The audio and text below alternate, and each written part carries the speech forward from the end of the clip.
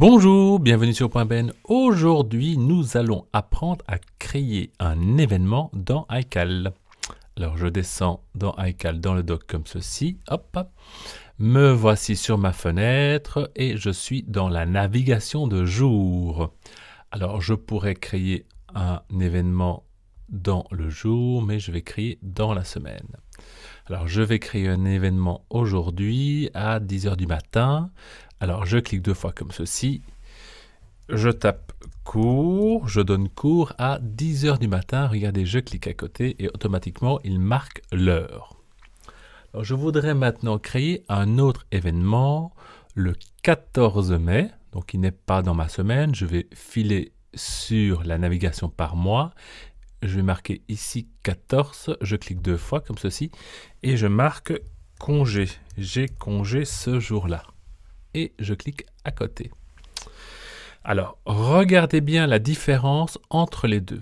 J'ai créé un événement dans ma semaine et il m'a marqué l'heure. J'ai créé un événement dans le mois et il ne me marque pas l'heure. Pourquoi? Tout simplement parce que lorsque je crée un événement dans la navigation par mois, il comprend que c'est la journée entière, puisque c'est le mois et qu'il me montre que les jours. Tandis que par semaine, il comprend que c'est un jour bien précis et que c'est sans doute à une heure bien précise. Ça, c'est très important. Donc n'oubliez pas que pour créer un événement avec une heure, je vais le faire par semaine. Si je le fais dans le mois, ce sera par jour entier. Évidemment, il est tout à fait réalisable de créer un événement dans un mois avec une heure bien précise. Regardez, je reclique sur mon événement que j'ai créé dans la navigation par mois, comme ceci, je clique deux fois, il y a une fenêtre qui s'ouvre. Et regardez ici, il me marque toute la journée. Je pourrais très bien décocher et dire, non, c'est pas toute la journée. En fait, j'ai congé de 13h à 17h. Je prends congé dans un certain timing. Alors, on peut, dans la création d'événements, bien sûr, changer l'intitulé. Je pourrais très bien dire aussi, je n'ai pas vraiment congé, mais en fait, j'ai un rendez-vous, par exemple, à cette heure-là. Le lieu, je vais marquer que c'est en province. Ce n'est pas toute la journée, c'est bien le 14 mai, à partir de 13h à 17h. La récurrence, ça veut dire, est-ce que ce rendez-vous en province, vous l'avez tous les lundis, tous les jours, toutes les semaines, tous les mois, tous les ans? Non, c'est juste un événement qui a lieu ce jour-là. Affiché comme occupé ou disponible, pour l'instant je suis disponible, parce que je pourrais être occupé, mais plus précisément. Le calendrier, c'est le sport. Non, pas du tout, c'est pas le sport. C'est un calendrier personnel. Je ne vais pas faire de sport ce jour-là. Vous voyez, il a changé de couleur. L'alerte, est-ce que je dois en mettre une? Je pourrais mettre un message. Je pourrais mettre un message avec un son. Je pourrais mettre un courrier électronique avant. Je pourrais ouvrir un fichier qui est lié avec mon rendez-vous. Exécuter un script, c'est-à-dire un script via mon ordinateur. Non, je veux juste simplement qu'il m'affiche mon rendez-vous. Est-ce que je vais ajouter des invités? C'est-à-dire que si je fais ajouter des invités, je peux envoyer mon rendez-vous par mail à quelqu'un et il va recevoir la date de rendez-vous. Et c'est un rendez-vous uniquement pour moi, donc je ne mets rien. Est-ce que je dois mettre des pièces jointes? Comme c'est un rendez-vous en province privée, je n'ai pas à mettre une pièce jointe. Si c'était par exemple un rendez-vous pour, imaginons, acheter une voiture en occasion, je pourrais très bien, mettre un fichier sur la voiture, par exemple.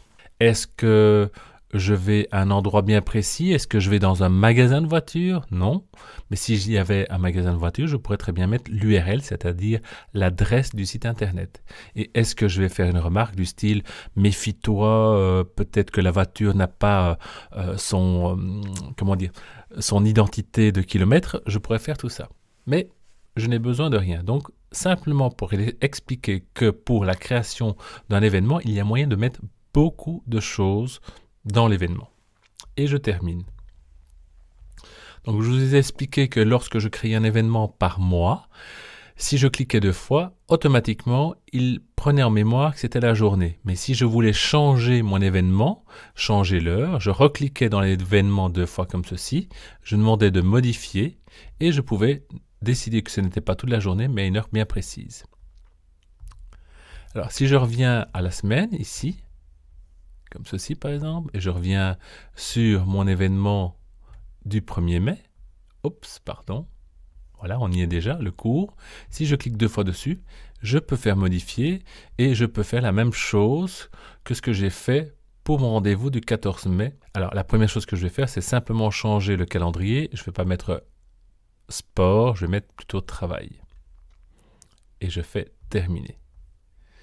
Alors, juste une petite chose, je pense que je l'ai dit au début, mais je préfère vous le dire encore maintenant. Donc, vous pouvez créer un événement par jour, comme ici, par semaine et dans le mois. Par contre, dans l'année, il n'y a pas moyen de créer, il n'y a pas moyen de rentrer, par exemple de se dire, tiens, je vais créer un événement le 18, si je clique 2 fois dans le 18, la seule chose qui va me permettre de faire, c'est revenir en date du mois et au 18. Mais sinon, je ne peux pas créer d'événement. D'accord? Voilà. Et je reviens à mes événements que j'ai créés. Voilà, c'était comment créer un événement dans iCal et c'était Benoît sur Point Ben. Au revoir et bonne journée.